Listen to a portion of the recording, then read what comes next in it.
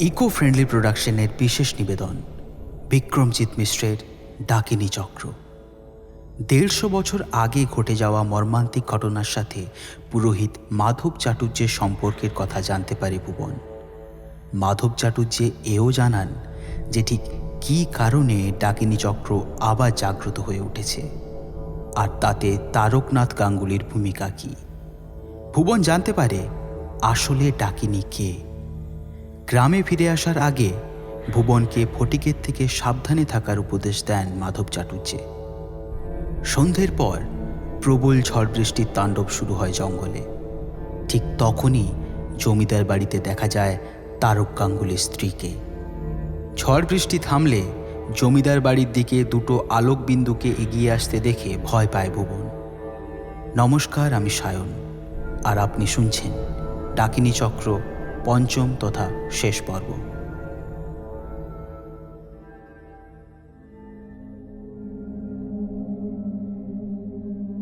আমি মুহূর্তে টানটান হয়ে বসে পড়লাম। নিশ্চয়ই চাটুর্য মশাই, কিন্তু দুটো আলো কেন? আর কেউ আসছে নাকি? সিংহদ্বার পেরিয়ে আলো দুটো জমিদার বাড়ির উঠোনে এসে পড়তেই আমার ধারণা স্পষ্ট হলো, চাটুর্য মশাইয়ের সঙ্গে আরও একজন লোক আসছে। জমিদার বাড়ির বারমহলের সামনে একবার দাঁড়িয়ে পড়লেন চাটুর্য মশাই। তারপর এদিক ওদিক তাকিয়ে সোজা এগিয়ে গেলেন নৃসিংহদেবের মন্দিরের দিকে। হয়তো মন্দিরের মধ্যে আলো জ্বলতে দেখে উনি আমার উপস্থিতি টের পেয়ে গেছেন। আমি সাড়া শব্দ না করে চুপচাপ বসেছিলাম। হতে পারে এটা ডাইনিদের কোনো চাল, ওরা ছদ্মবেশ ধারণ করতেই পারে। মন্দিরে এসে না ঢুকলে ওদের বিশ্বাস করা উচিত হবে না। দেখতে দেখতে ওরা এসে পড়লেন। মন্দিরের উঠোনে পা দিতেই আমাকে দেখতে পেয়ে গেলেন চাটুর্য মশাই। উফ, কি দুর্যোগটাই না গেল! এরকম ঝড় বৃষ্টি বাপের জন্মেও দেখিনি। বলতে বলতে এগিয়ে এসে মন্দিরের সিঁড়িতে ঢপ করে বসে পড়লেন চাটুর্য মশাই। তোমার জন্য আমার বড় দুশ্চিন্তা হচ্ছিল বাবা। এই ধ্বংসস্তূপের মধ্যে মাথা গুঁজার জায়গা অবধিও নেই, তার উপর যেরকম বজ্রপাত হচ্ছিল। বলেই মন্দিরের দিকে ঘুরে প্রণাম করলেন। বাবা নৃসিংহদেব তোমাকে রক্ষা করেছেন। আমিও নৃসিংহদেবের উদ্দেশ্যে প্রণাম জানিয়ে বললাম, বড় সত্যি কথা বলেছেন চাটুর্য মশাই। শুধু ঝড় বৃষ্টির থেকেই নয়, আজ সন্ধ্যায় ডাইনির আক্রমণ থেকেও উনিই আমাকে বাঁচিয়েছেন। এবার চাটুর্য মশাইয়ের সঙ্গে আসা লোকটার দিকে তাকালাম। কালো গাঁট্টা গোট্টা একটা লোক, বয়স আন্দাজ ৩৫-৩৬ হবে। দুহাতে দুটো পুঁটলি নিয়ে মন্দিরের সিঁড়ির নিচে দাঁড়িয়ে আছে। জিজ্ঞাসা করতে চাটুর্য মশাই জানালেন লোকটা ওর রাখাল ভূষণ। ওর চাষবাস থেকে শুরু করে গরু বাছুরের দেখাশোনা সব ওই ভূষণই করে। বড় বিশ্বস্ত লোক। উনি একা সমস্ত কিছু বয়ে নিয়ে আসতে পারবেন না বলেই ভূষণকে নিয়ে এসেছেন। ও সঙ্গে না থাকলে জিনিসপত্র নিয়ে তেলেনির খাল পেরিয়ে আসা সম্ভব হতো না চাটুর্য মশাইয়ের পক্ষে। ভয়ঙ্কর বৃষ্টিতে খালটা একেবারে কানায় কানায় ভরে উঠেছে। ওরা বহু কষ্টে খাল পেরিয়ে এই পারে এসেছেন। ভূষণ মন্দিরের বারান্দায় সমস্ত জিনিসপত্র নামিয়ে রেখে দূর থেকেই আমাকে প্রণাম জানালো। চাটুর্য মশাই উঠে দাঁড়িয়ে বললেন, এইবার তুই ফিরে যা ভূষণ, বাড়িতে তোর ঠাকুরান একা রয়েছেন। সাবধানে দেখে শুনে যাবি রে বাপ। আমি ওকে বাধা দিয়ে বললাম, দাঁড়ান, ব্যাপারটা ঝুঁকির হয়ে যাবে। ওকে রাস্তায় একা পেলে ডাইনিটা ওর ক্ষতি করে দিতে পারে। বলে আমার হাতের আঙুল থেকে একটা লোহার আংটি খুলে ভূষণের হাতে তুলে দিলাম। এই নাও, এটা পরে নাও ভূষণ। বাড়ি পৌঁছনো অবধি এটা কিছুতেই হাত থেকে খুলবে না, না হলেই বিপদ। ভূষণ আংটিটা কপালে ঠেকিয়ে আঙুলে পরে নিল। তারপর আবার আমাদের দুজনকে প্রণাম করে লণ্ঠন তুলে নিয়ে গ্রামের দিকে রওনা দিল। এইবার বলো কি করতে হবে। তোমার কথা মতো সমস্ত জিনিস জোগাড় করে এনেছি। আমি ওর পাশেই বসে পড়ে বললাম, এই তো সবে সন্ধে পেরিয়েছে চাটুজ্যমশাই, আর একটু রাত পাড়ুক, তারপর আমরা কাজ শুরু করব। ওদিকে গ্রামের খবর কি? কোনো নতুন সমস্যা তৈরি হয়নি তো? আমি যে এখানে এসেছি তা তোমার গিন্নিমাও জানেন না। ঝড়ে আমবাগানের কোনো ক্ষতি হয়েছে কিনা তা দেখার নাম করে বেরিয়ে এসেছি। বিকেল অবধি গ্রামে সব কিছু ঠিকঠাকই ছিল, কিন্তু এখানে আসার পথে তারকের বাড়িতে চিৎকার চেঁচামেচি শুনতে পেয়েছিলাম। তারপর একটা তাচ্ছিল্যের স্বরে চাটুজ্যমশাই বললেন, ওরম কুঁদুলে বউ থাকলে বাড়িতে অশান্তি হওয়া বিচিত্র নয়। তারকের বউটা অতি বজ্জাত। ওরকম ঝগড়ুটে মেয়ে তল্লাটে আর একটাও নেই। এত উচ্চ বংশজাতির মেয়ে এমন কি করে হয় কে জানে। আপনি ওর বাপের বাড়ির সম্পর্কে জানেন? ওরা এই ডাকিনী বিদ্যা শিখল কিভাবে তা জানেন কি? না না, তেমন কোনো পরিচয় নেই। আসলে তারকের বিয়েটা তো আমি দিয়েছিলাম, সেই সূত্রে যেটুকু আলাপ হয়েছিল আর কি। তা তুমি ফটিকের আনা খাবার দাবার কিছু খাওনি তো? আমি কিন্তু সঙ্গে করে তোমার জন্য খাবার নিয়ে এসেছি। আমি মাথা নেড়ে জানালাম যে আমি ফটিকের আনা খাবার খাইনি। তারপর ওই খাবারের ঘটনাটা খুলে বলতেই চাটুজ্যমশাই শিউরে উঠলেন। কি সাংঘাতিক শয়তানি বুদ্ধি! অতিথির খাবার দূষিত করে তার ক্ষতি করা। ছি ছি ছি! তুমি কিন্তু কিছুতেই ওদের ক্ষমা করবে না বাবা। ওরা এতগুলো পরিবারের সর্বনাশ করে ছেড়েছে। মৃত্যুদণ্ডই ওদের একমাত্র শাস্তি। আপনি শান্ত হন চাটুজ্যমশাই, শান্ত হন। শাস্তি দেওয়ার অধিকার আমার নেই, তবে ক্ষমতার লোভে যে মহাপাপ ওরা করেছে কোনো বিদ্যার দ্বারাই তার শাস্তি ঠেকানো সম্ভব নয়। মহাকালের নিয়মে শাস্তি ওদের পেতেই হবে। চলুন, আর দেরি করে লাভ নেই। মহলের ভেতরে গিয়ে ভালো একটা জায়গা বেছে নিয়ে প্রেতচক্রের আয়োজন শুরু করি। আমি মন্দিরের ভিতর থেকে লণ্ঠন আর কাঠের বোঝাটা বার করে আনতেই চাটুজ্যমশাই পুঁটলি দুটো দুহাতে ঝুলিয়ে উঠে দাঁড়ালেন। চলো। সমস্ত জিনিস গুছিয়ে নিয়ে আমরা দুজনে জমিদার বাড়ির বারমহলের দিকে এগোলাম। কিন্তু বারমহলের সদর দরজাটার সামনে গিয়ে আমাদের দাঁড়িয়ে পড়তে হলো। এ কি কাণ্ড! আমার স্পষ্ট মনে আছে আমি দরজাটা বন্ধ করিনি, কিন্তু এখন দেখছি দরজাটা সম্পূর্ণ বন্ধ। কাঠের বোঝাটা নামিয়ে রেখে আমি দরজাটা খোলার চেষ্টা করলাম, কিন্তু দরজার পাল্লা দুটো এমন শক্তভাবে এঁটে বসেছে যে কিছুতেই খুলল না। বেগতিক দেখে চাটুজ্যমশাইও হাত লাগালেন, কিন্তু দুজনে মিলে অনেক ধাক্কাধাক্কি করেও দরজাটা এক চুলো ফাঁক করতে পারলাম না। যেন ভিতর থেকে শক্তভাবে বন্ধ করে রেখেছে কেউ, কিছুতেই খুলবে না।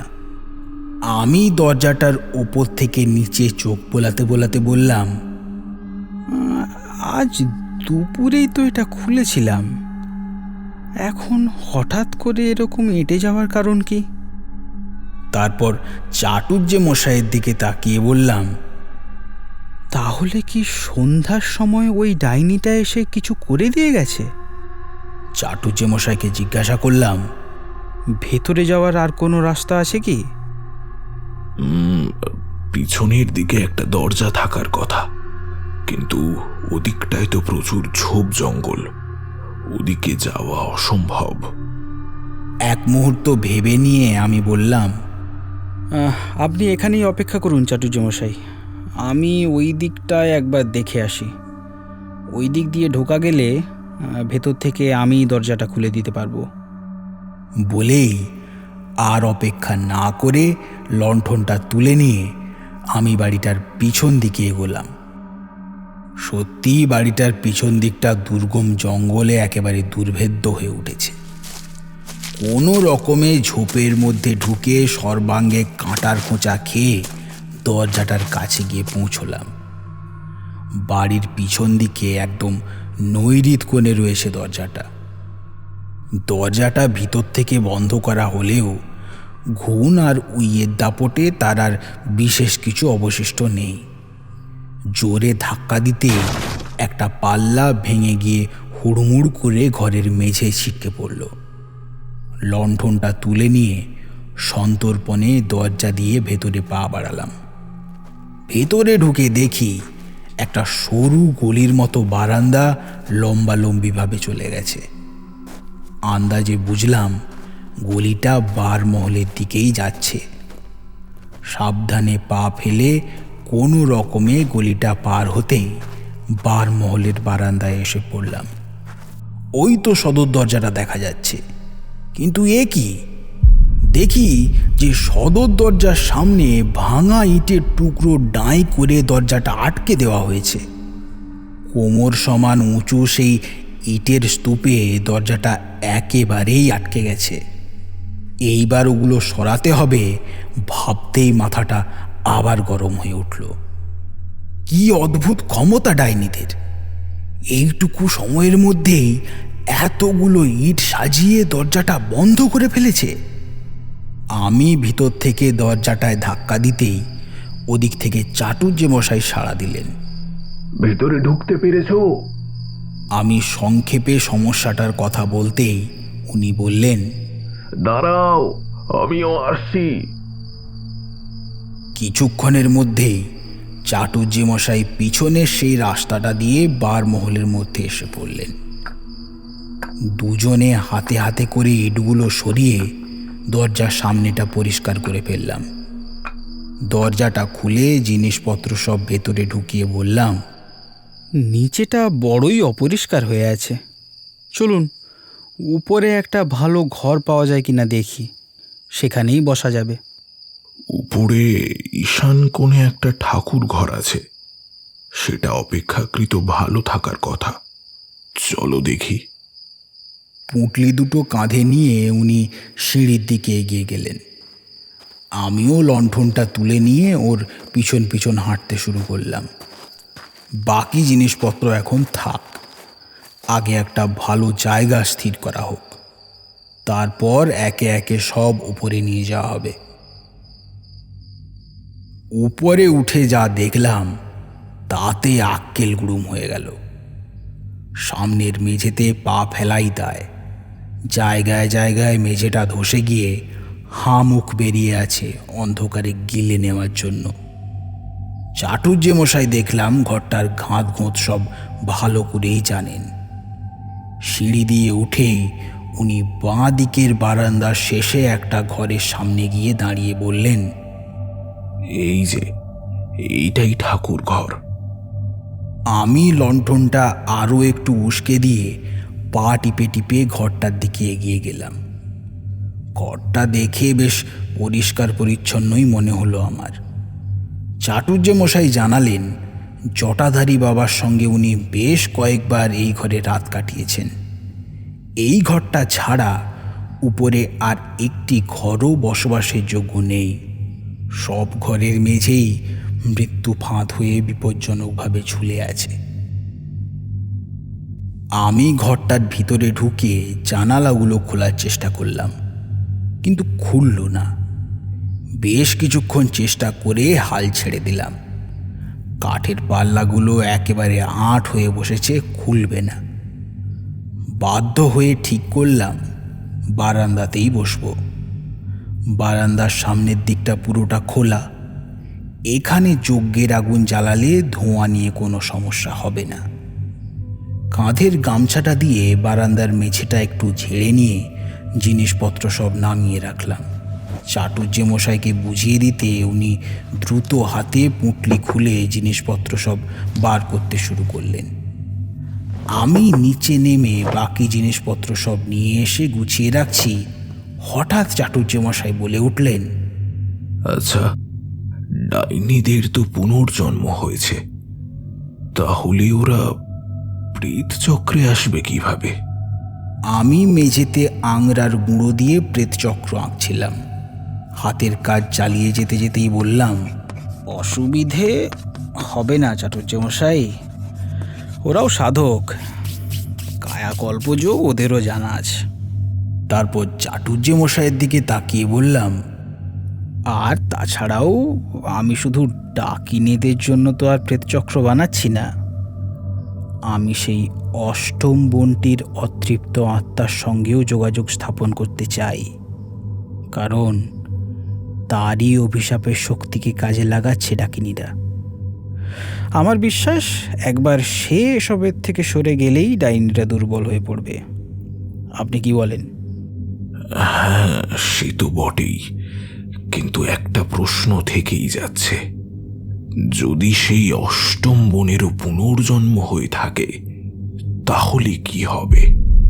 তাহলে তো ভালোই হয়, পুনর্জন্ম হতেই পারে, সেক্ষেত্রে ওর সঙ্গে আর কোনো সমস্যা থাকবে না, তখন লড়াইটা হবে শুধুমাত্র ডাইনিদের সঙ্গে। আচ্ছা, আপনি কি ভয় পাচ্ছেন চাটুর্যমশাই? ঠিক ভয় নয় বাবা, তোমার কর্মপদ্ধতি কিছুই বুঝতে পারছি না। তুমি ঠিক কি করতে চাইছো একটু খোলসা করে বলো আমায়। ওদের বোঝানোর জন্য একবার শেষ চেষ্টা করব, বুঝলে ভালো, না হলে ওদের ধ্বংস করা ছাড়া আর কোনো উপায় নেই। মারণ প্রয়োগ করবে নাকি? এটাই এখন একমাত্র পথ চাটুর্যমশাই। ওরা নিজে থেকে ডাকিনী চক্র ভঙ্গ না করলে আমি ওদের ধ্বংস করতে বাধ্য হব। 7 জনের কেউই বাঁচবে না। চাটুর্যমশাই কোনো উত্তর দিলেন না। বুঝতেই পাচ্ছি যে উনি এসব শুনে খুব ভয় পাচ্ছেন, কিন্তু এছাড়া আর কোনো রাস্তাই নেই। প্রেতচক্রের অষ্টদল পদ্মমণ্ডল আঁকার পর তার মধ্যে মরার খুলিগুলো চক্রাকারে সাজিয়ে রাখলাম। চাটুর্যমশাই অবাক চোখে আমার কাণ্ড কারখানা লক্ষ্য করছিলেন। অষ্টদল পদ্মের 8টা পাপড়িতে 8টা মরার খুলি এবং হাড় সাজিয়ে রাখতেই উনি জিজ্ঞাসা করলেন, তুমি কি করে বুঝবে ওই হাড়গুলোর মধ্যে কোনটা কার? ওরা নিজেরাই সেটা জানান দেবে, একটু অপেক্ষা করুন, দেখাচ্ছি। সিঁদুরের বাটিটা ওর হাতে তুলে দিয়ে বুঝিয়ে দিলাম কি করতে হবে। বাটিটা ধরতে গিয়ে ওর হাত থরথর করে কেঁপে উঠল। বুঝতেই পারছি তন্ত্র নিয়ে পড়াশুনো করলেও উনি এসব ক্রিয়াকর্ম আগে কখনো করেননি। যাই হোক, প্রেতচক্রের সমস্ত আয়োজন সম্পূর্ণ করে আমি পুরো বারান্দাটা ঘিরে একটা গণ্ডি দিলাম। সবার আগে চাটুর্যমশাইয়ের নিরাপত্তা নিশ্চিত করতে হবে, না হলে আমাকে সাহায্য করার অপরাধে ডাইনিরা ওকে ছেড়ে কথা বলবে না। চাটুর্যমশাই অবাক হয়ে বললেন, আমাকে গণ্ডির মধ্যে ভরে দিলে কেন? আমি তো গাত্রবন্ধন করেই এসেছি। প্রেতচক্র শুরু হলে ওই বন্ধন আর কাজ করবে না চাটুর্যমশাই। আমি বুঝিয়ে বললাম যে ডাইনিদের পুনর্জন্ম হয়েছে বলে মানব শরীরের কারণে ওদের ক্ষমতা সীমিত হয়ে গেছে, তাই অপতন্ত্রের সাধারণ টোটকা দিয়ে ওদের ঠেকানো সম্ভব হচ্ছে, কিন্তু প্রেতচক্রের মাধ্যমে ওদের আত্মাকে আকর্ষণ করে আনলে ওরা শরীর মুক্ত হওয়া মাত্র নিজেদের পূর্ণ শক্তি ফিরে পাবে। তখন আর কোনো টোটকাই কাজে আসবে না। চাটুর্যমশাই সব শুনে চুপ করে রইলেন। ভাঙাচোরা ইটগুলো সাজিয়ে একটা যজ্ঞকুণ্ড বানিয়ে নিয়ে আমি উঠে দাঁড়ালাম। এইবার জল আনতে যেতে হবে। সকালেই লক্ষ্য করেছিলাম মন্দিরের পিছনে একটা ডোবার মতো আছে। আজকের বৃষ্টিতে ওটা নিশ্চয়ই ভরে উঠেছে। চাটুর্যমশাইকে বসতে বলে আমি মাটির কলসিটা তুলে নিয়ে জল আনতে বেরিয়ে পড়লাম।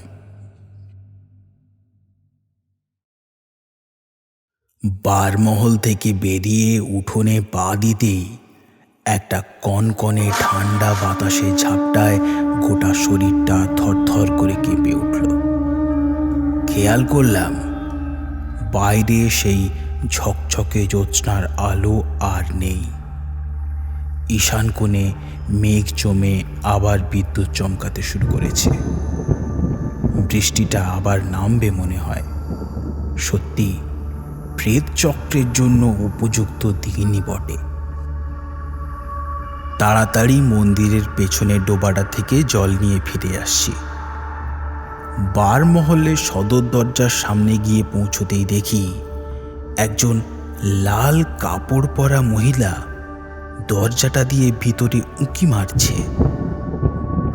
আমি মেঘের গতিক দেখে অন্যমনস্ক হয়ে পড়েছিলাম, তাই আগে থেকে ওই মহিলাকে দেখতে পাইনি। এখন হঠাৎ সামনে দেখেই থমকে দাঁড়িয়ে পড়লাম। আমার পায়ের শব্দেই কিনা জানি না, মহিলাটি পিছন ফিরে আমাকে দেখেই খ্যানখ্যানে গলায় হেসে উঠল।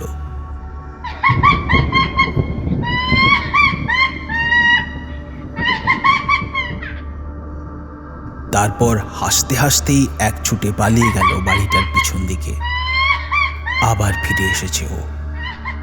এইবার একে একে সবাই আসবে। আমার কলসি ধরা হাতটা উত্তেজনায় থরথর করে কাঁপতে শুরু করলো। এটা খুব ভয়ের কোনো দৃশ্য ছিল না ঠিকই, কিন্তু ওই মহিলাকে ওভাবে উঁকি মারতে দেখে আপাদমস্তক চমকে উঠেছিলাম আমি। এই দুর্গম জঙ্গলের মধ্যে পোড়ো জমিদার বাড়িতে এরকম দুর্যোগের রাতে একজন মহিলার উপস্থিতিও যথেষ্টই ভয়াবহ। তাড়াতাড়ি বারান্দায় ঢুকে সদর দরজাটা ভালো করে বন্ধ করে দিলাম। অবশ্য ওই মহিলা বাড়িটার পিছন দিকে পালিয়েছে। পিছনের দরজা দিয়ে ও আবার ভিতরে ঢুকে পড়তে পারবে। তবু সদরটা বন্ধই থাক। দরজাটা ভালো করে এঁটে সিঁড়ি দিয়ে উপরে উঠতে উঠতেই শুনতে পেলাম বারান্দার শেষ প্রান্ত থেকে সেই খ্যানখ্যানে হাসির শব্দটা ভেসে আসছে। এসে পড়েছে, সে পিছনের দরজা দিয়ে ভিতরে এসে পড়েছে। তাড়াতাড়ি সিঁড়ি বেয়ে উপরের বারান্দায় পৌঁছে দেখি চোখ বন্ধ করে কিছু একটা বিড়বিড় করছেন চাটুজ্যেমশাই। আমি ঠকাস করে কলসিটা নামিয়ে যজ্ঞকুণ্ডের সামনে বসে পড়তেই উনি চোখ খুলে সোজা হয়ে বসে ভয়ার্ত কণ্ঠে বললেন, বাইরে কি হাসলো না? হ্যাঁ? আমি যজ্ঞকুণ্ডে কাঠ সাজিয়ে রাখতে রাখতে বললাম, প্রস্তুত হয়ে নিন চাটুজ্যমশাই, ওরা এসে গেছে। বলেই আর চোখে সিঁড়িটার দিকে একবার দেখে নিয়ে বললাম, আপনি সিঁড়িটার দিকে নজর রাখুন, ওরা ওই পথেই উঠে আসবে। আমার কথা শুনে চাটুজ্যেমশাই ভয়ে আরও জড়সড় হয়ে গেলেন। আমি একটা কাঁসার গ্লাসে কিছুটা জল নিয়ে মন্ত্রপুত করে বললাম, এই জলটা আপনার কাছে রাখুন। যদি দেখেন যে ওরা সিঁড়ি দিয়ে উঠে গণ্ডি পেরিয়ে এদিকে আসার চেষ্টা করছে, তখন এই জল ওদের গায়ে ছুঁড়ে মারবেন। ওরা গণ্ডি ডিঙিয়ে চলে আসবে নাকি? হ্যাঁ? কি সর্বনাশ!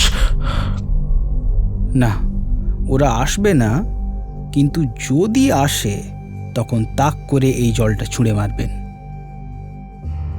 ওকে সমস্ত কিছু ভালোভাবে বুঝিয়ে দিয়ে আমি প্রেতচক্রের কাজ শুরু করলাম। ওর আনা পুঁটলিগুলো থেকে আগেই সমস্ত জিনিসপত্র বার করে রেখেছিলাম। এইবার একে একে সমস্ত উপকরণ সাজিয়ে নিয়ে আমি যজ্ঞ শুরু করলাম। তোমাদের বলে রাখি, এ বড় ভয়ঙ্কর কর্ম। বিপরীত অনাহতের শক্তিকে আহ্বান জানিয়ে প্রেতচক্রকে জাগ্রত করে তুললেই বিপরীত আকর্ষণের সৃষ্টি হবে। সেই বিপরীত আকর্ষণের ফলে প্রেতচক্রে সাজানো ওই খুলি কঙ্কালের মালিকেরা এখানে ছুটে আসতে বাধ্য। যজ্ঞকুণ্ডে অগ্নিসংযোগ করে আমি যজ্ঞ শুরু করতেই নিচে সদর দরজায় দুম দুম করে ধাক্কা পড়তে শুরু করল। কারা যেন হিংস্র উল্লাসে ভারী শাল কাঠের দরজাটায় একের পর এক ধাক্কা দিয়েই চলেছে। সেই প্রবল ধাক্কার চোটেই যেন থরথর করে কেঁপে উঠছে সমস্ত বাড়িটা। চাটুর্যে মশাই ভয় পেয়ে আমার কাপড়ের ঘুঁটটা খামচে ধরে অস্ফুট স্বরে আর্তনাদ করে উঠলেন। ওরা কি দরজাটা ভেঙে ফেলবে নাকি? হ্যাঁ হ্যাঁ। আমি কোনো উত্তর দিলাম না। ওরা এসব করছে আমাদের ভয় দেখানোর জন্য। দরজা জানলা এসব ওদের কাছে কোনো বাধাই নয়। যজ্ঞকুণ্ডে আহুতি দিতে দিতে প্রেতচক্রে সাজানো মাথার খুলি এবং হাড়গুলোর দিকে তাকালাম। না, এখনো কোনো পরিবর্তন দেখা দিচ্ছে না। প্রেতচক্র এখনো জেগে ওঠেনি। যজ্ঞ যত এগিয়ে চলল, নিচে হই হট্টগোল ততই বাড়তে শুরু করল। দরজায় দুমদাম করে আঘাত ছাড়াও কারা যেন বারমহলের বারান্দায় দাপিয়ে বেড়াতে শুরু করেছে। এমন সময় সিঁড়ির মুখে দাঁড়িয়ে কেউ বিভৎসভাবে হেসে উঠতেই দেখলাম প্রেতচক্রের মধ্যে মাথার খুলি এবং হাড়গুলো থরথর করে কাঁপতে শুরু করেছে।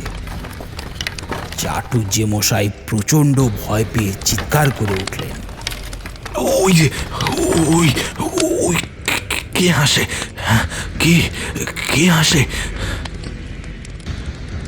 তারপর যা ঘটল তা নিজের চোখে না দেখলে বিশ্বাস করা যায় না। হাড়গুলো হঠাৎ শটান দাঁড়িয়ে পড়ে লাফ দিয়ে দিয়ে নিজেদের স্থান পরিবর্তন করতে শুরু করলো। তোমাদের আগেই বললাম, বস্তায় বাঁধা হাড়গুলো এমনভাবে মিশে গিয়েছিল যে কোনটা কার হাড় তা আলাদা করে আর বোঝা যাচ্ছিল না। এখন প্রাণ ফিরে পেয়ে হাড়গুলো যেন সেই ভুলটাই শুধরে দিচ্ছে। পায়ের হাড়গুলো লাফাতে লাফাতে তার নিজের খুলির কাছে গিয়ে ছিটকে পড়ছে। সত্যি বলতে কি, আমি নিজেও এবার একটু ভয় পেতে শুরু করেছি। এখন যদি সামান্যতম বিচ্যুতি ঘটে তাহলে ওরা আমাদের দুজনকে বড় মর্মান্তিক মৃত্যু দেবে। ওরা শতাব্দী প্রাচীন সাধনার প্রারব্ধ নিয়ে মাঠে নেমেছে, আর আমি এই সেদিনের হঠাৎ যোগী। এ বড় অসম লড়াই। জানি না কেন এতটা জেদ দেখিয়ে ফেললাম।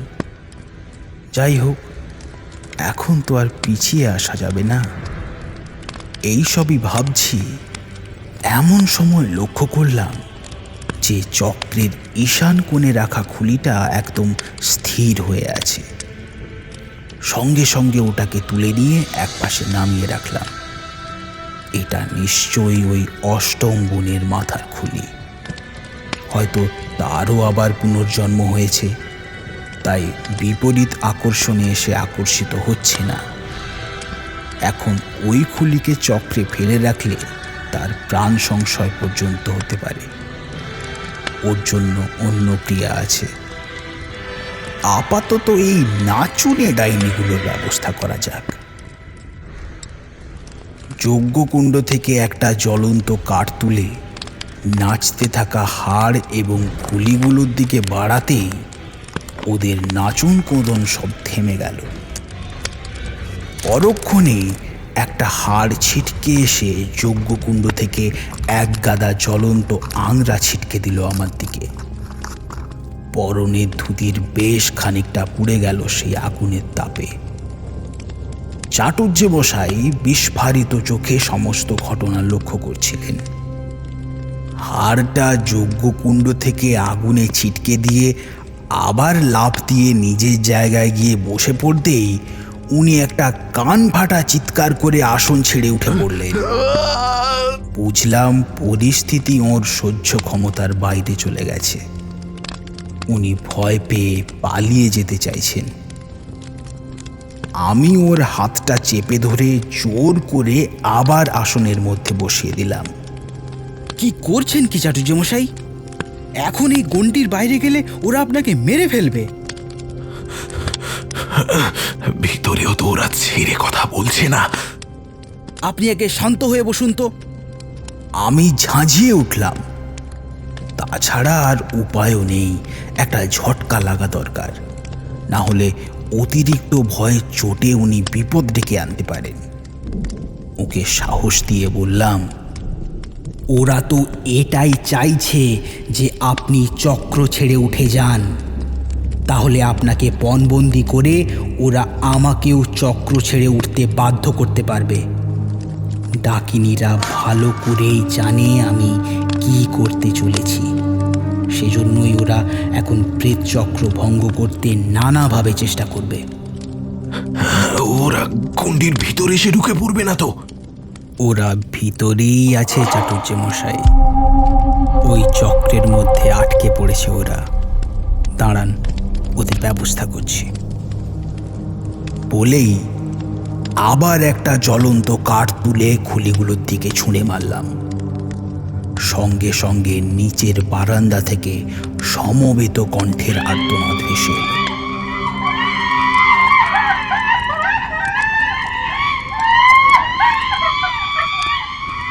তারপরেই শুরু হলো ইট বৃষ্টি। নিচের থেকে বড় বড় ইটের টুকরো উড়ে এসে বারান্দায় আছড়ে পড়তে শুরু করলো। আমরা সিঁড়ি থেকে বাঁ দিকে বারান্দার কিছুটা ভিতরের দিকে থাকায় বেঁচে গেলাম, না হলে ওই ইটের এক ঘা খেলে আর উঠে দাঁড়াতে হতো না। বুঝলাম ওরা এত সহজে হার মেনে নেবে না। চাটুজ্যমশাইকে ইশারা করতে উনি কাঁসার গ্লাসটা থেকে এক আঁচলা জল নিয়ে খুলিগুলোর ওপর ছিটিয়ে দিলেন। আমি যজ্ঞকুণ্ডে আরও কয়েকটা কাঠ চাপিয়ে দিয়ে মন্ত্রপাঠ করতে শুরু করলাম। কিছুক্ষণের মধ্যেই নিচের বারান্দা থেকে ইট ছোঁড়া বন্ধ হয়ে গেল। যে খুলি এবং হাড়গুলো লাফালাফি করছিল সেগুলোর গায়ে আচ্ছা করে সিঁদুর মাখিয়ে আবার চক্রের উপর নামিয়ে রাখলাম। ডাইনিদের খুলি এবং হাড়গুলো চিনতে আর কোনো সমস্যাই রইল না। এমন সময় সিঁড়িতে একটা দুমদুম শব্দে চমকে উঠলাম। তাকিয়ে দেখি সেই সন্ধ্যায় দেখা মহিলাটি হুড়মুড় করে সিঁড়ি বেয়ে উপরে উঠে আসছে। আমি তাড়াতাড়ি প্রেতচক্র থেকে একটা খুলি আর পায়ের হাড় তুলে নিয়ে যজ্ঞকুণ্ডের সামনে মেঝেতে নামিয়ে রাখলাম। এইবার ওদের বাগে পেয়েছি। সব কিছুর গুনে গুনে হিসাব নেব।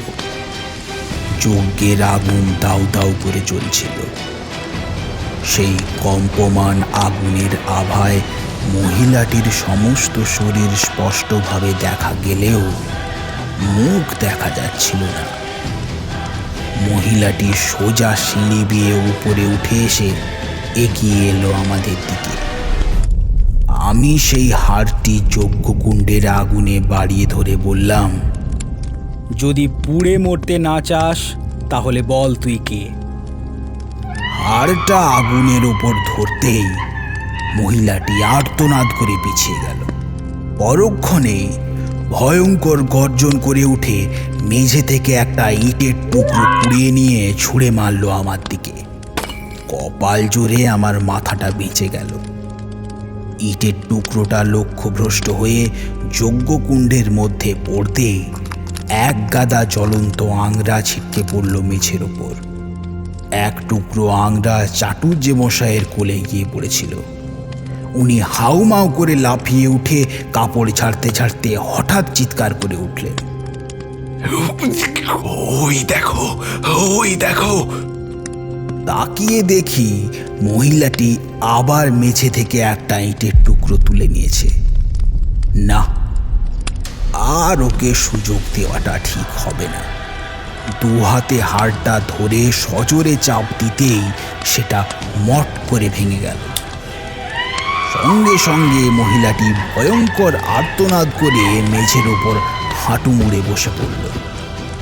পায়ের হাড়টা ভেঙে দেওয়ার সঙ্গে সঙ্গে ওর পাটাও ভেঙে গেছে। মহিলাটি চিৎকার করে উঠতেই নিচে বারমহলের বারান্দা থেকে অন্যান্য ডাইনিরা সমবেত কণ্ঠে গর্জন করে উঠল। তারপর হুড়মুড়িয়ে সিঁড়ি বেয়ে ছুটে আসতে শুরু করল উপরের দিকে। ওদের সেই উগ্র মূর্তি দেখে এবার আমিও সত্যি খুব ভয় পেয়ে গেলাম। ওদের আটকাতে না পারলে ওরা আমাদেরকে শেষ করে ফেলবে। প্রেত চক্রের থেকে বাকি হাড়গুলো তুলে নিয়ে ইট দিয়ে ঠুকে ঠুকে ভাঙতে শুরু করলাম। এদিকে এক একটা পায়ের হাড় ভাঙে, ওদিকে একজন ডাইনি আর্তনাদ করে সিঁড়িতে ছিটকে পড়তে থাকে। তাদের কান ফাটা আর্তনাদ আর গর্জনের শব্দে পুরো বাড়িটা গম গম করতে লাগলো। যজ্ঞকুণ্ড থেকে একটা জ্বলন্ত কাঠ তুলে নিয়ে আমি সিঁড়িটার দিকে এগিয়ে গেলাম। ডাইনিরা সব পা ভেঙে সিঁড়ির ধাপে পড়ে ছটফট করছে।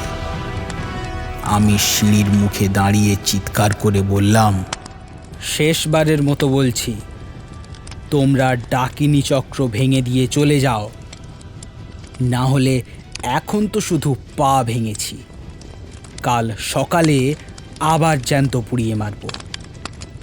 আমাকে ইতিহাসের পুনরাবৃত্তি ঘটাতে বাধ্য করলে সেটা তোমাদের জন্য ভালো হবে না।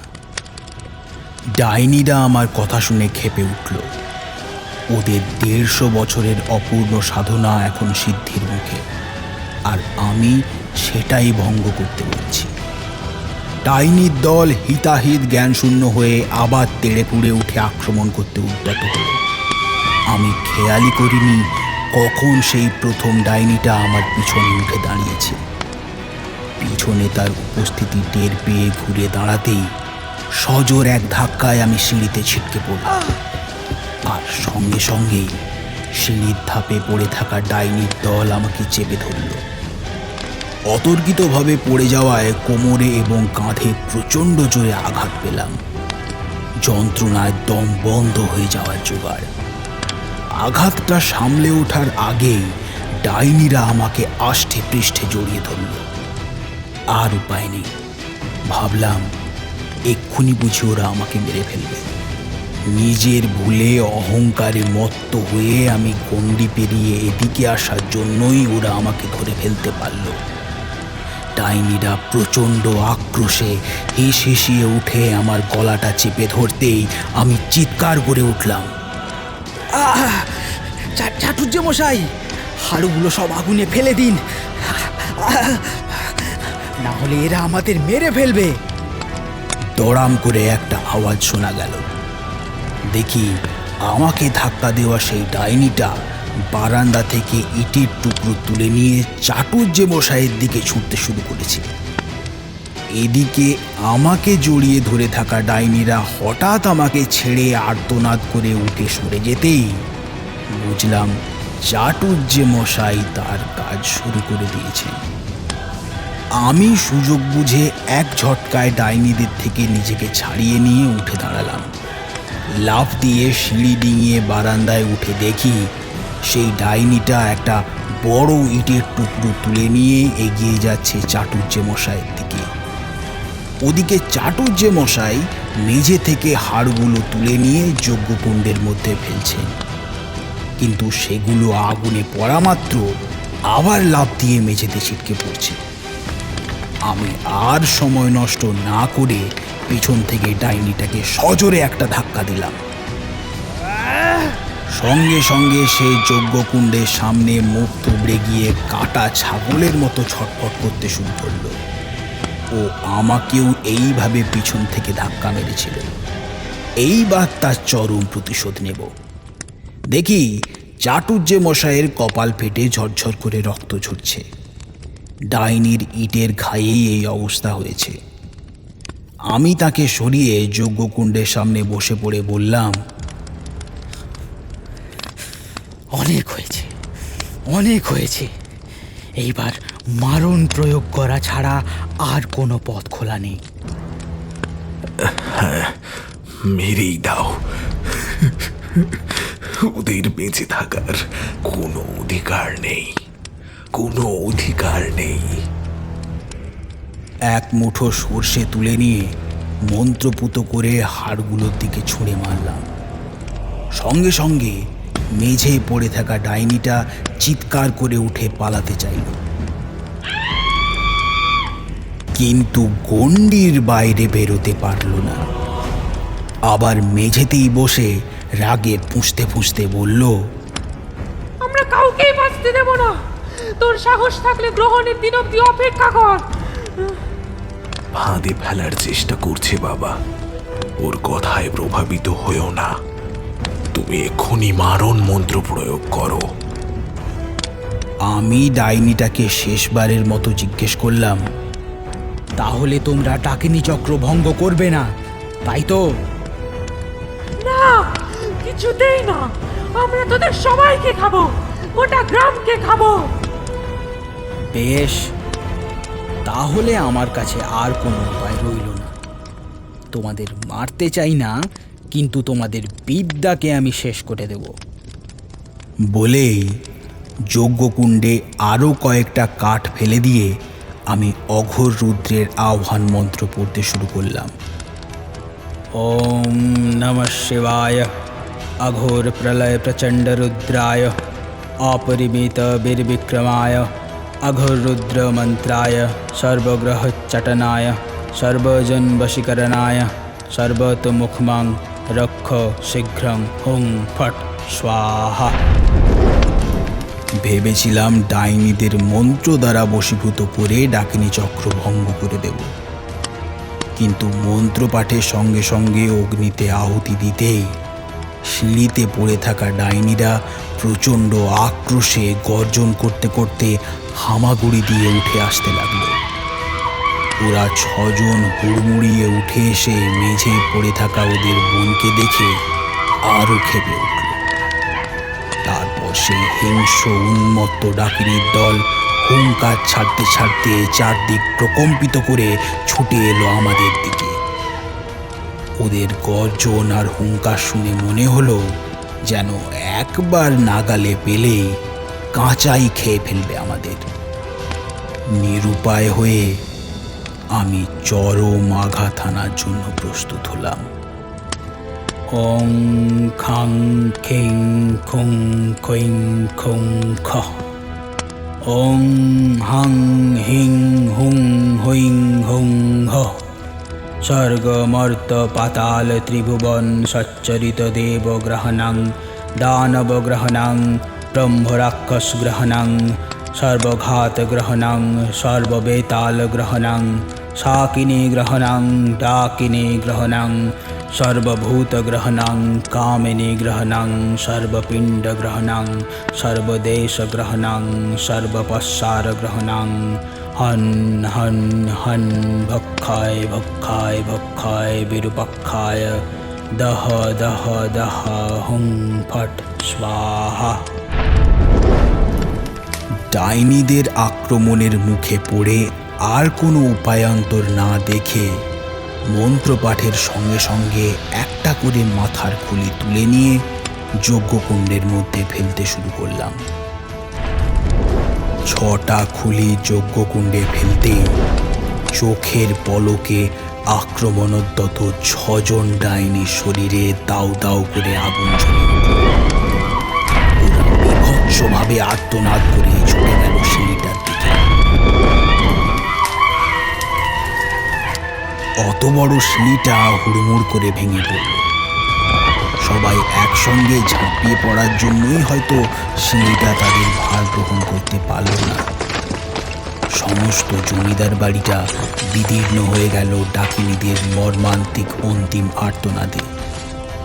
সপ্তম খুলিটা হাতে নিয়ে মেঝে পড়ে থাকা ডাকিনীটার দিকে তাকালাম। তারপর বললাম, তোমরা নিজেদের দোষে এই ভয়ঙ্কর পরিণতি বেছে নিয়েছ। আমি মারণ মন্ত্র প্রয়োগ করতে চাইনি, কিন্তু তোমরা আমাকে বাধ্য করলে। বলেই দুহাতে খুলিটা তুলে ধরে বললাম, আপনি চাইলে ব্যাপারটা খুব ভালোভাবেই মিটে যেতে পারত গিন্নিমা, কিন্তু আপনি আমাকে সেই সুযোগটাই দিলেন না। আমাকে ক্ষমা করবেন। ঈশ্বর আপনাদের মুক্তির ব্যবস্থা করুন। মারণ মন্ত্রের পাঠ শেষ করে খুলিটা আগুনে দেওয়ার আগেই হঠাৎ মাথায় একটা প্রচণ্ড আঘাত পেয়ে মেঝেতে লুটিয়ে পড়লাম। আমার অন্যমনস্কতার সুযোগ নিয়ে ডাইনিটা কখন যে একটা ইট তুলে নিয়েছিল তা বুঝতেই পারিনি। সেই ইটের প্রচণ্ড এক ঘায়েই আমার চোখের সামনেটা অন্ধকার হয়ে গেল।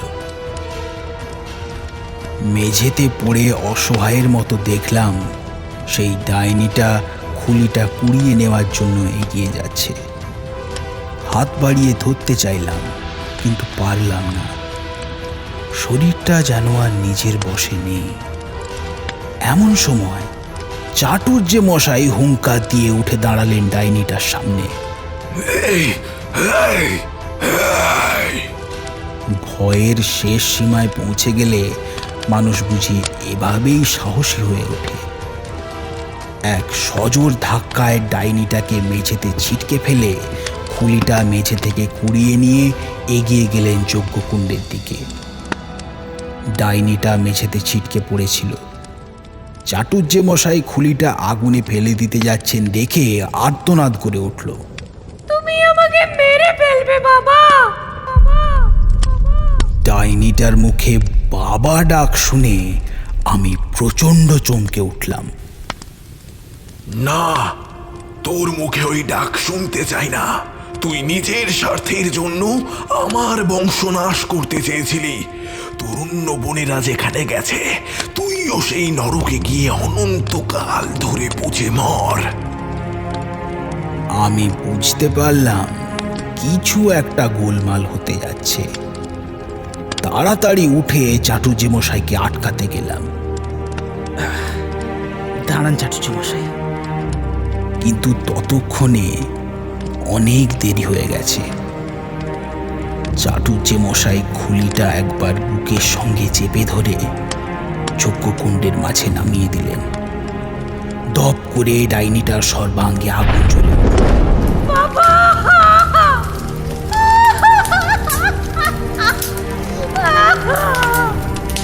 অন্তিম একটা আর্তনাদ করে ডাইনিটা ছুটে গেল বারান্দা ধরে, কিন্তু ভুল করে ভাঙা সিঁড়িটার দিকে পা বাড়াতেই নিচের অন্ধকার মেঝেতে হুড়মুড় করে আছড়ে পড়ল। তার মর্মান্তিক অন্তিম আর্তনাদ শুনে চোখটা বন্ধ করে ফেললাম। ওদিকে চাটুর্যে মশাই দুহাতে মুখ ঢেকে কান্নায় ভেঙে পড়েছে। আমি কোনো রকমে শরীরটা টেনে নিয়ে গেলাম ওর কাছে। আপনি কি করলেন চাটুর্যে মশাই? ও আপনার মেয়ে ছিল? আমার প্রশ্ন শুনে উনি আরো উচ্চ স্বরে কেঁদে উঠলেন। কাঁদতে কাঁদতেই বললেন, হ্যাঁ বাবা, ওরা আমারই সন্তান। আজ আজ নিজের হাতেই ওদের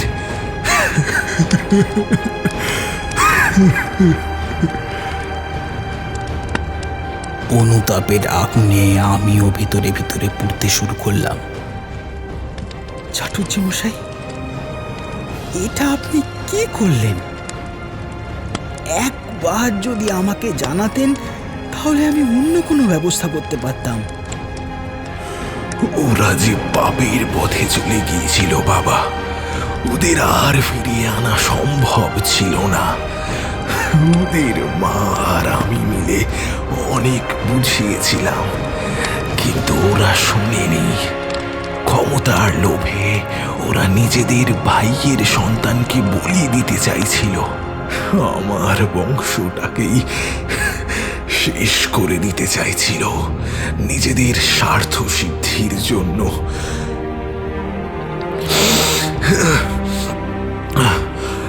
তার থেকে এই বেশ ভালো হয়েছে, নিজেদের কর্মফলেই ওরা এই ভয়ঙ্কর পরিণতি পেল। ওর কথায় আমার অনুতাপের জ্বালা কমল না।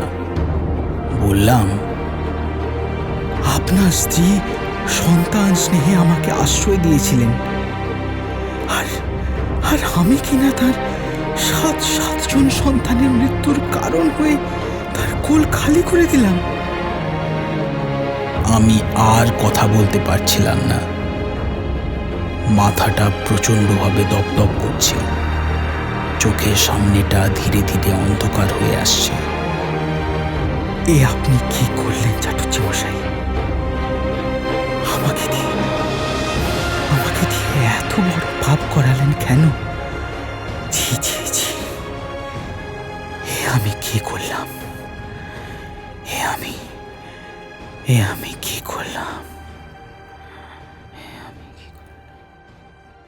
বলতে বলতে আমি জ্ঞান হারিয়ে মাটিতে লুটিয়ে পড়লাম।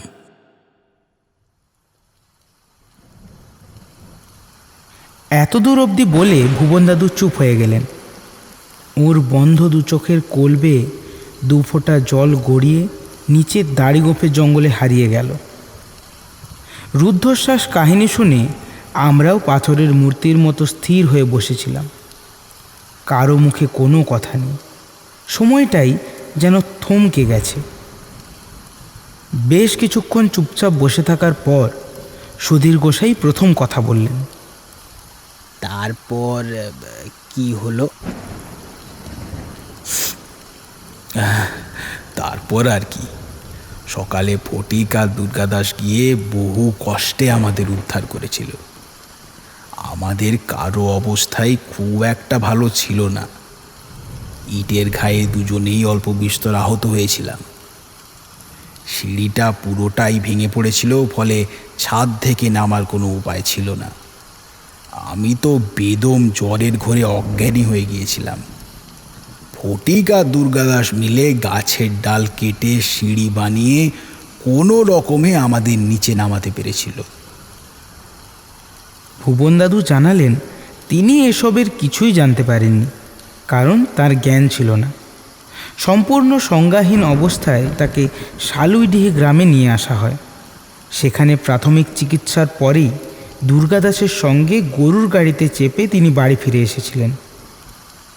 রাখহরিবাবু এতক্ষণে একটু ধাতস্থ হয়ে বললেন, আচ্ছা, ডাইনিরা কি সত্যিই মরেছিল? হ্যাঁ, মারণ মন্ত্র প্রয়োগ করা হলে আর কিছুই করার থাকে না। সেদিন রাত্রেই সবাই যে যেখানে ছিল হঠাৎ আগুন লেগে পুড়ে মরেছিল। পরদিন সকালে শালুইডিহি গ্রামে ফেরার পর আমাকে কবিরাজ মশাইয়ের কাছে নিয়ে যাওয়া হয়। তাঁর অক্লান্ত পরিশ্রমে বিকেলের দিকে আমি জ্ঞান ফিরে পাই। সেদিন সন্ধ্যার সময় তারকনাথ গাঙ্গুলি এবং চাটুজ্জে মশাই আমার সঙ্গে দেখা করতে অতিথিশালায় এসেছিলেন। তাঁদের মুখেই সেদিন সমস্ত ব্যাপারটা জানতে পেরেছিলাম।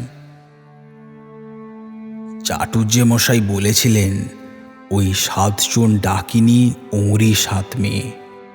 7 মেয়ের পর এক ছেলে ওনার। বড় মেয়েটির মুখে বসন্তের দাগ থাকায় তাকে দীর্ঘদিন ধরে চেষ্টা করেও কোথাও পাত্রস্থ করতে পারেননি। এদিকে মেয়েটির বয়স বেড়ে যাচ্ছিল। তার অন্যান্য বোনেদেরও সব ততদিনে বিয়ে হয়ে গেছে। হঠাৎ একদিন জানতে পারলেন গ্রামের তারক গাঙ্গুলির সঙ্গে ওর মেয়ে সম্পর্কে জড়িয়ে পড়েছে। সামাজিক সম্মান এবং মেয়েটির ভবিষ্যতের কথা চিন্তা করে বিপত্নিক তারক গাঙ্গুলির সঙ্গেই ওর মেয়ের বিয়ে দিতে বাধ্য হন চাটুজ্জে মশাই। মেয়েটি মুখরা হলেও সে যে ভিতরে ভিতরে এত বড় ষড়যন্ত্রে জড়িয়েছিল তা উনি কখনোই বুঝতে পারেননি। ও নিজের পছন্দে বিয়ে করেছিল বলে সেরকম সম্পর্কও ছিল না। আর এই ডাকিনী চক্রের ব্যাপারে জানার পর সম্পর্ক আরও তলানিতে গিয়ে ঠেকেছিল। চাটুজ্জে মশাই মেয়েদের অনেক করে বুঝিয়েছিলেন, কিন্তু ওরা গ্রাহ্য করেনি।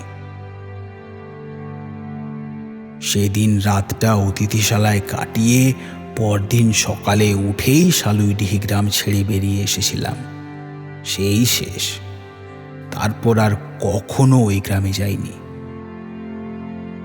নিকুঞ্জ বৈরাগী ধুতির খুঁটে চোখ মুছে বললেন,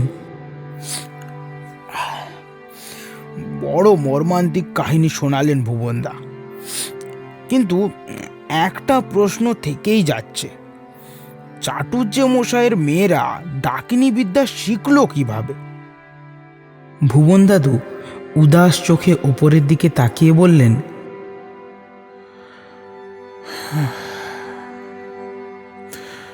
গত জন্মের অপূর্ণ সাধনার প্রারব্ধ ওদের মধ্যেই ছিল সুপ্তভাবে। বড় হওয়ার সঙ্গে সঙ্গে সেই বিদ্যা পূর্ণতা প্রাপ্ত হয়েছিল। কুবিদ্যার এমনই গুণ যে তার জন্য আলাদা করে পরিশ্রম করতে হয় না। যার ভিতরে থাকে সে এমনিতেই সব পেয়ে যায়। তারপর ওখানে আর কোনো সমস্যা হয়নি? না, ওখান থেকে চলে আসার পর দেবুর সঙ্গে চিঠিতে কথাবার্তা হয়েছে, কিন্তু ওদের আর কোনো সমস্যা হয়নি। সেদিন দেবু বারবার অনুরোধ করেছিল আরও কিছুদিন থেকে যাবার জন্য, কিন্তু চাটুজ্জে মশাই তাতে বাধা দিয়েছিলেন। উনি চাননি ওর স্ত্রীর সঙ্গে আমার মুখোমুখি দেখা হোক। তিনি তো সব কিছুই জানতেন। তার সঙ্গে দেখা হয়ে গেলে আমাকে লজ্জিত হতে হবে। আমাকে ওই বিড়ম্বনার হাত থেকে বাঁচানোর জন্যই পরদিন সকালেই চাটুজ্জে মশাই আমাদের বিদায় করেছিলেন। আচ্ছা, একটা ব্যাপার কিন্তু এখনো পরিষ্কার হলো না। আপনি বলছেন ওরা জন্মসূত্র থেকেই নাকি ডাকিনী শক্তি পেয়ে এসছে। হ্যাঁ, সেই ক্ষেত্রে অভিশাপের প্রত্যাবর্তনে অর্জুনের কি ভূমিকা? একদম সঠিক প্রশ্নটাই করেছ। ওরা জন্মসূত্রে ডাকিনী শক্তির অধিকারী হলেও তা সুপ্ত অবস্থায় ছিল। অর্জুন ওই অনাচারটি না করলে হয়তো তা সুপ্তই থেকে যেত, কিন্তু ওর ওই ভুলের জন্য ডাকিনী চক্র জাগ্রত হয় এবং ডাকিনীদের শক্তিও জাগ্রত হয়ে ওঠে, এবং এর পরেই শুরু হয় অভিশাপের তাণ্ডব। একটা দীর্ঘশ্বাস ফেলে ভুবন দাদু যেন নিজের মনেই বললেন, এইসব ভূত প্রেত ডাকিনী অপশক্তি এসব কিছুই না। এরা তো নিমিত্ত মাত্র। আসল অপরাধী হলো মানুষের মন। মানুষ যেদিন ঠিকঠাক মানুষ হতে পারবে সেদিন এসব অপশক্তি নিজে নিজেই ধ্বংসপ্রাপ্ত হবে। আমাদের মনের কলুষিত অংশটাই হলো অপতন্ত্র বা অপশক্তি। আমাদেরই কর্মফল জন্ম জন্মান্তর পরেও আমাদের খুঁজে বার করে শাস্তি দিয়ে যায়। এইসব ভূত প্রেত বা অপতন্ত্র, বিরুদ্ধ গ্রহ নক্ষত্র বা অপদেবতা, এরা তো সেই অমোঘ কর্মফলেরই সহকারী মাত্র। এরাই বিধির বিধানকে বাস্তবায়িত করে। ভালো হতে গেলে কোনো পরিশ্রম করতে হয় না। খারাপ কিছু না করলেই ভালো হওয়া যায়, কিন্তু খারাপ হওয়ার জন্য কত হাঙ্গামা পোহাতে হয় ভাবো। তবু দেখো, মানুষ খারাপের আকর্ষণেই আজীবন আকর্ষিত হচ্ছে। এত দেখেও মানুষ শিখছে কই? উপস্থিত সবার দিকে একবার দৃষ্টি বুলিয়ে নিয়ে ভুবন দাদু হেসে উঠলেন, বললেন, আরে এটাই তো বিপরীত অনাহত, যা মানুষকে নিম্নমুখী করে তোলে। এতে শুধু সাধকরাই নিমজ্জিত হয় এমন নয়, সাধারণ মানুষও এই বিপরীত আকর্ষণের শিকার হয়ে যায়। যে মুহূর্তে কেউ কর্তব্য পালন না করে পাপের রাস্তায় হাঁটবে, সেই মুহূর্তে সে অপতন্ত্রের ফাঁদে পড়বে। কর্তব্য পালন? যা করা উচিত তাই কর্তব্য, এবং কর্তব্যই কর্ম। আমরা এমন অনেক কাজ করে থাকি যার কোনো প্রয়োজন নেই, যেমন অন্যের ব্যাপারে নাক গলানো, পরনিন্দা, পরচর্চা, অকারণে হিংসা এবং কর্তব্যে অবহেলা তো আছেই। এই অপ্রয়োজনীয় কাজগুলো সবসময় নিরীহ হয় না। এই সব কর্মের সুদূর প্রসারী প্রভাব পড়ে বলেই কিন্তু আমাদের জীবনে অশান্তি শুরু হয়। যাই হোক, সেসব গল্প অন্যদিন শোনাবো না হয়।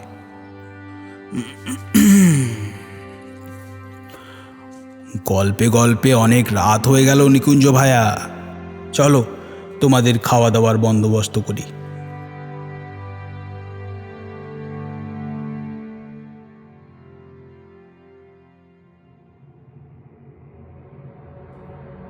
শেষ হলো বিক্রমজিৎ মিশ্রের উপন্যাস ডাকিনী চক্র। কেমন লাগলো আপনার কমেন্টে লিখে জানাতে ভুলবেন না। ডাকিনী চক্র প্রথম প্রকাশিত হয় নবরোজ শারদিয়া 1487। ভুবনতান্ত্রিক, সুধীর গোসাই, হারু ও জনৈক ব্যক্তির চরিত্রে সায়ন, মাধব চাটুর্যের চরিত্রে কুন্তল, কথক ও নিকুঞ্জ বৈরাগীর চরিত্রে সাবর্ণ, ফটিকের চরিত্রে তমাল, তারক গাঙ্গুলির চরিত্রে ইভান, দুর্গাদাসের চরিত্রে শ্রীদূপ, রাখহরি মুকুজ্জের চরিত্রে স্পন্দন, মাধব চাটুর্যের স্ত্রীর চরিত্রে নবনীতা, দেবব্রত গাঙ্গুলির চরিত্রে সায়ন মজুমদার, ধাইবুড়ির চরিত্রে শেফালি, ডাকিনীদের চরিত্রে লাবণী। সমগ্র প্রোডাকশন ও soundscape design Sabarna, poster design Krishnendu, publicity design eco friendly arts, episode direction Sayan ও সাবর্ণ, পরিবেশনায় ইকো ফ্রেন্ডলি প্রোডাকশন। বিশেষ ধন্যবাদ সায়ক আমান, রণদীপ নন্দী, বরেন, তমাল ও নবরোজ পত্রিকাকে এই প্রচেষ্টায় আমাদের পাশে থাকার জন্য। আর অশেষ ধন্যবাদ আপনাদের ডাকিনী চক্রকে এতটা ভালোবাসা দিয়ে আমাদের উৎসাহিত করার জন্য। ভালো থাকবেন, শুভরাত্রি। আর সবশেষে be eco friendly, listen to eco friendly.